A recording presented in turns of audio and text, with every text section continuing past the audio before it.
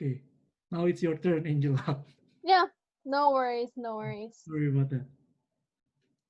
So, can you elaborate a little bit about how did you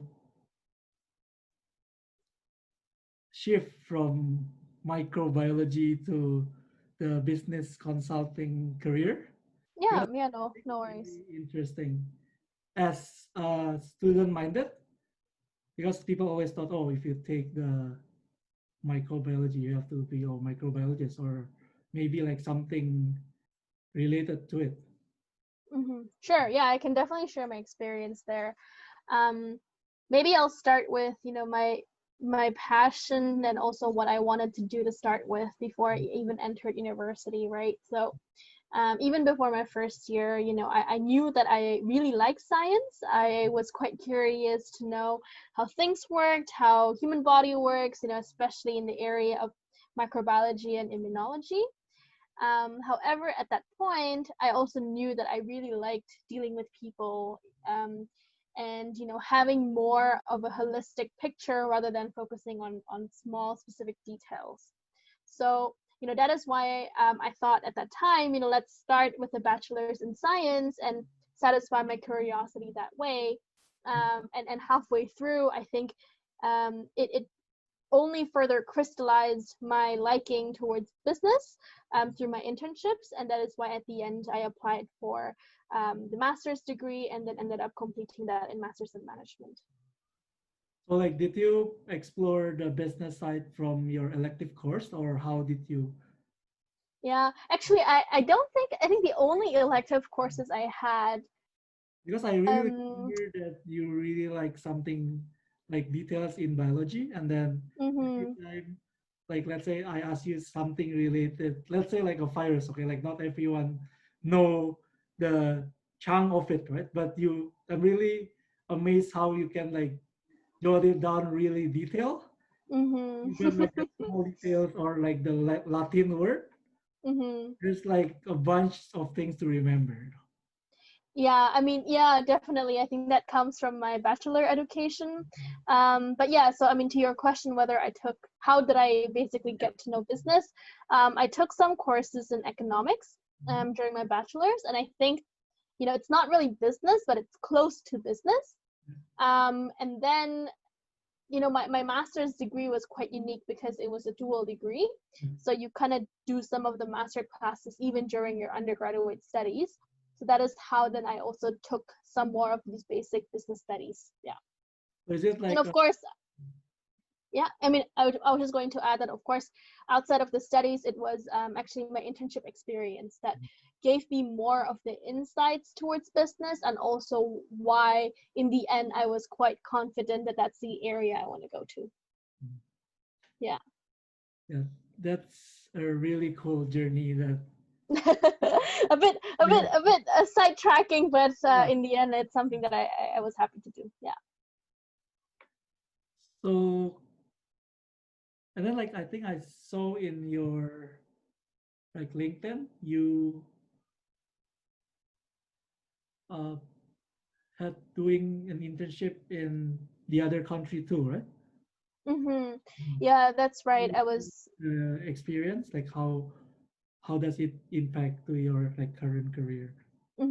Yeah, I was very lucky that I was able to do my internship in multiple, let's say, cities and also multiple cultures, right? So I think, so during my internship, I did one in Jakarta.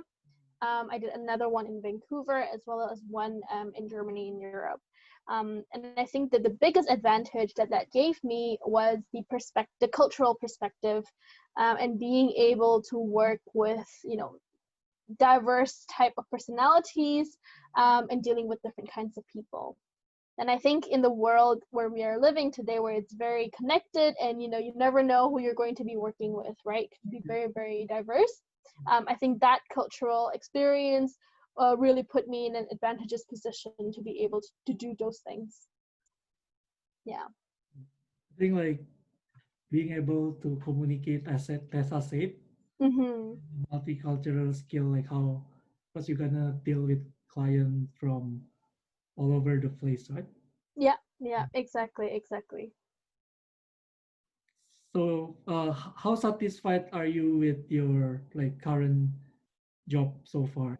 I know you really well. You're like a really adventurous person. Yeah, I'm yeah. curious about that. Yeah, I'm really happy with my current job. Really nothing to complain about.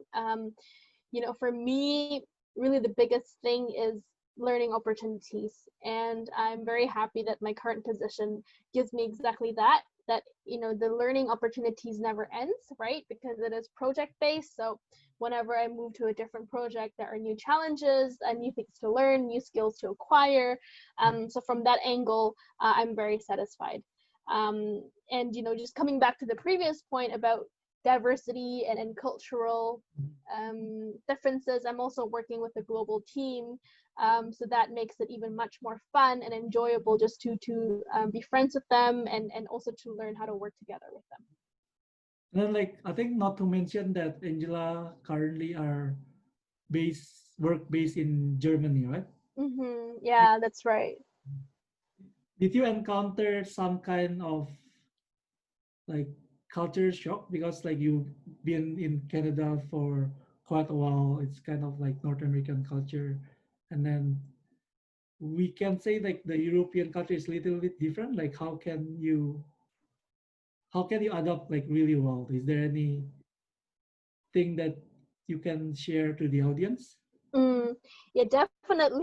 I think, my first few weeks and months living in Germany, there were many things that surprised me, many things that I had to adapt to, right? Which is completely natural because I never really lived there permanently, right? Coming from Canada and also Indonesia.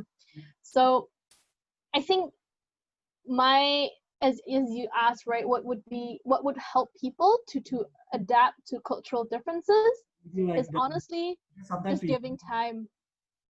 because sometimes we didn't sure about the slang, right? the The the slang. slang. Yeah. The slang is like their kind of like informal language, so there might be. Right. Yeah, I think the good thing is I don't have to work in German, right, in German language, because if I do, then I don't think I would be able to do that. I can barely speak German. So I think from a language perspective, at least at work, I'm pretty lucky that it's all English based. But of course, as you said, outside of work, when you're just maybe in your day-to-day life or with friends, and then they use more casual words or German, maybe that's something that you don't really fully understand. Yeah. Like how long did it take you to maybe like settle down mentally? To be honest, I feel like I'm still settling down. Mhm. But maybe about 6 months to a year when I can fully be comfortable there. So did you just like interact with them like directly?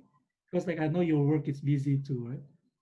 Yeah, it is. Of course, at work I met also many people who I could call friends and um, get to know Germany more through them. But on top of that, I also were able to meet other friends outside of work, and those are pretty fun to be with, and also just to cement your community in Germany.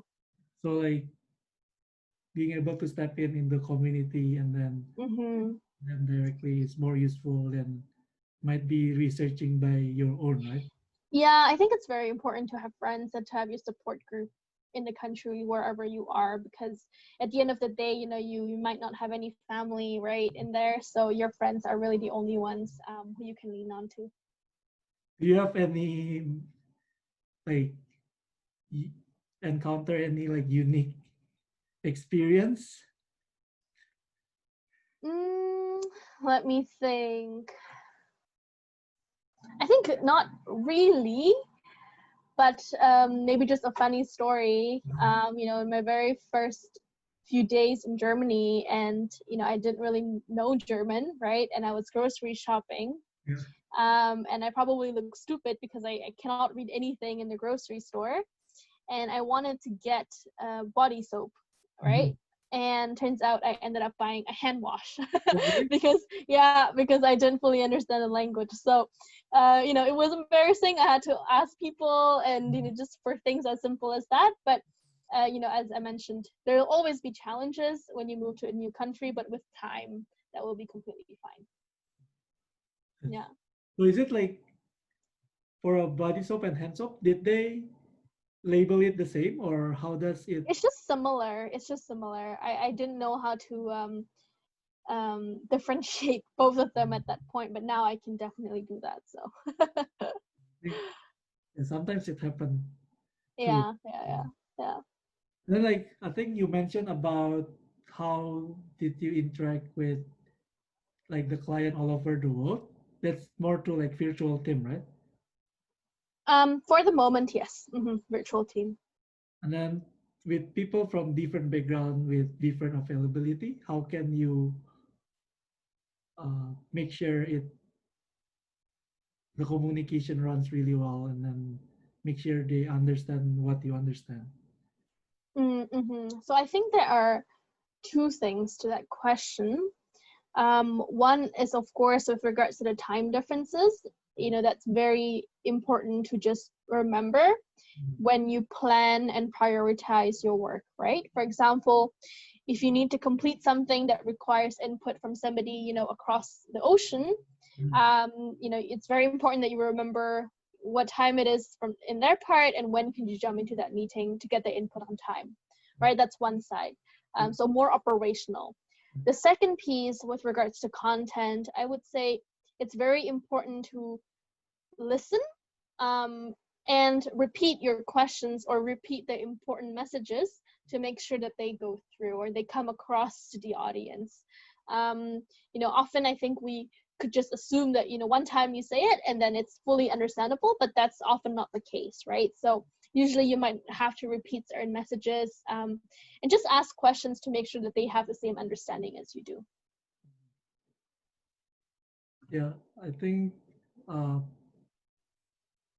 being able to like double confirm to people Mm-hmm. seems like a little bit much, but sometimes it make a big difference, right?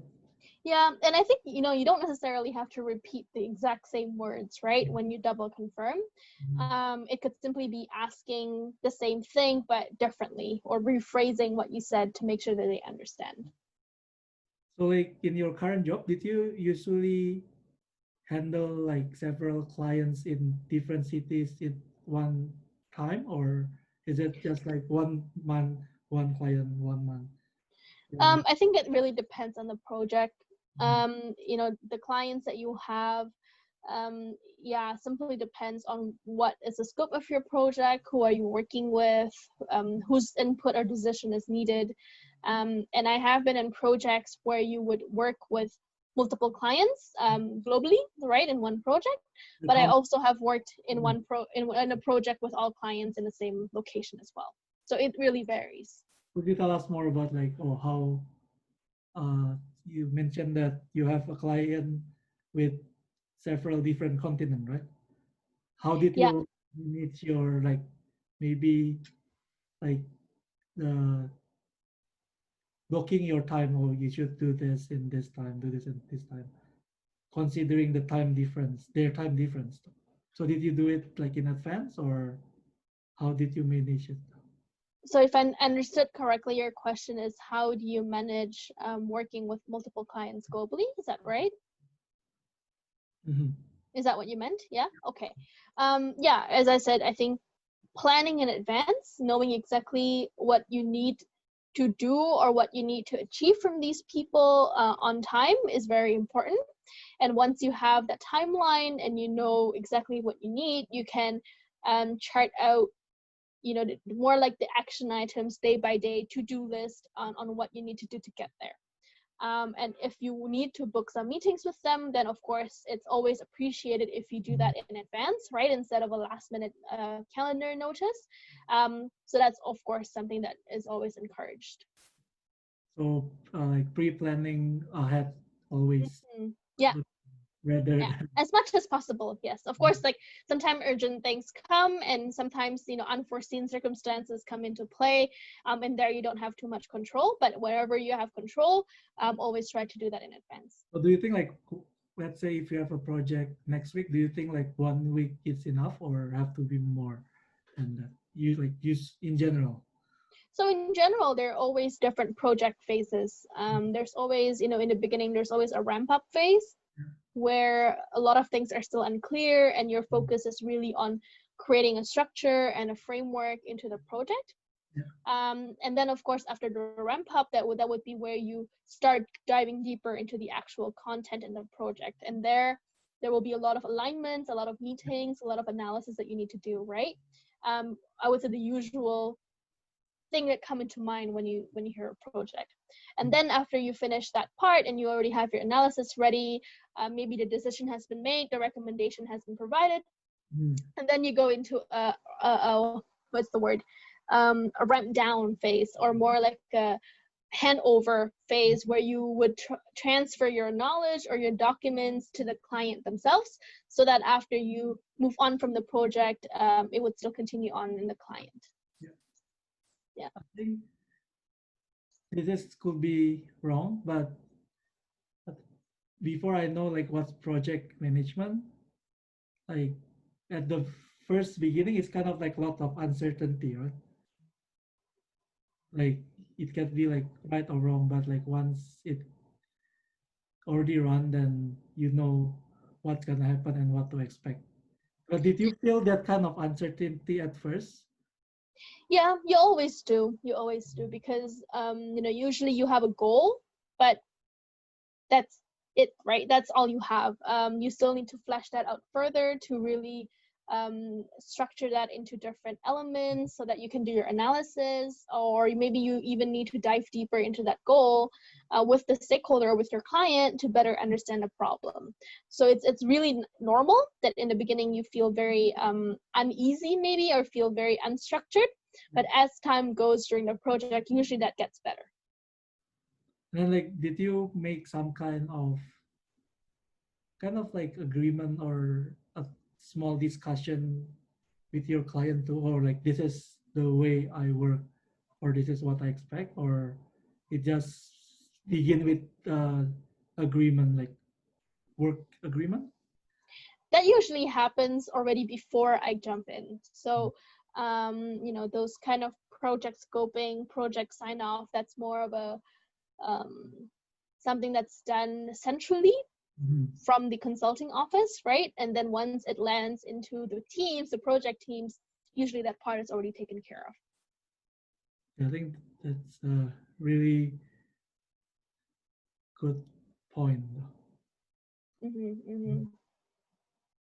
So, is there any insight that you want to give to the audience? Yeah, I think I also want to repeat actually what Tessa said earlier about taking chances, stepping out of your comfort zone. I really think that's important. And also to make sure that you take in as many opportunities as possible as a student, and also even after you graduate from university. And I say that because, often we don't know, as Tessa said, we don't know what we want, we don't know what we don't want until we actually try it out, right? So even if a situation seems difficult, impossible, or maybe something that you're not interested in, sometimes you should just give it a try, and you don't know what other doors it could open, and also maybe it might surprise you that you might actually like the job a lot, right? So that's really my number one suggestion is whatever opportunities come into your area, take the leap, take the chance, try it out. Yeah, I think it's a really good point. I think like Mm-hmm. summarize Tessa and Angela said.